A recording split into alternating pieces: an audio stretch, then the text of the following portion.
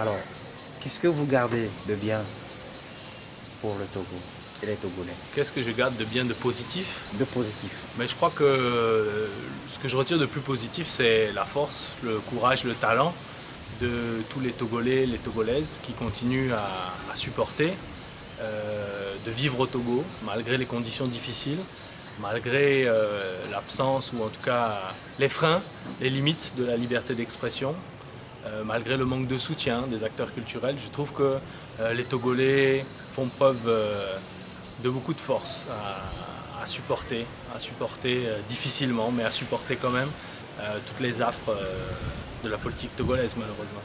Vous avez eu des collaborateurs. Mhm. Comment avez-vous travaillé avec ces derniers? Eh ben, écoutez, c'est avec des hauts et des bas.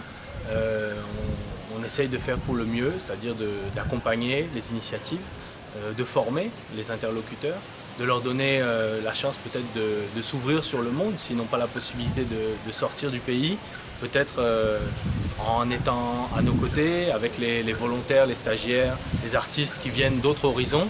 Ça permet comme ça peut-être un brassage des idées, un brassage interculturel qui permet aux uns et aux autres d'élever peut-être le niveau de compréhension des enjeux internationaux, de changer de mentalité comme c'est notre slogan, de s'ouvrir au monde finalement et puis d'envisager un avenir différent pour le Togo.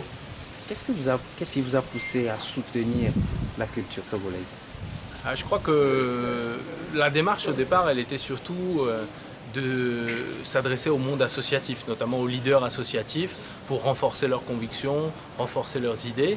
Et j'ai l'impression que c'est plutôt la chose culturelle qui s'est imposée d'elle-même dans ces murs, au centre Mitronunia, puisque beaucoup d'acteurs de compagnies de théâtre, des danseurs, venaient pousser la porte du centre Mitronunia et nous demandaient est-ce qu'il est possible de s'entraîner chez vous? Est-ce qu'il est possible d'avoir un peu de soutien pour du matériel? Est-ce qu'il est possible d'organiser un spectacle chez vous? Et donc, puisque notre idée était d'accueillir les propositions, les initiatives des habitants du quartier, de Lomé, du Togo en général, chaque fois que ça a été possible, on a donné notre accord pour que ces activités puissent se dérouler. Et j'ai l'impression que c'est beaucoup plus les Togolais, les acteurs culturels qui nous ont apporté plutôt que l'inverse finalement, parce que notre initiative elle est somme toute très modeste, on a simplement ouvert les murs d'une maison et on a essayé de mettre en avant finalement le talent que les gens avaient à offrir. Regrettez-vous d'avoir passé tout ce temps et d'avoir aidé les Togolais dans ce sens? Ah non, pas du tout. Comment je pourrais regretter? C'était une formidable aventure. On a eu beaucoup de plaisir, de réjouissance à faire ce travail-là.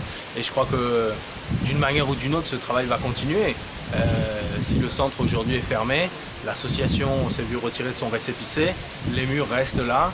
Et je crois que tôt ou tard, de nouvelles activités pourront réinvestir ces murs-là en faisant attention à ne pas, disons, déranger les autorités togolaises avec un peu plus de tact peut-être et de prudence sur certains enjeux.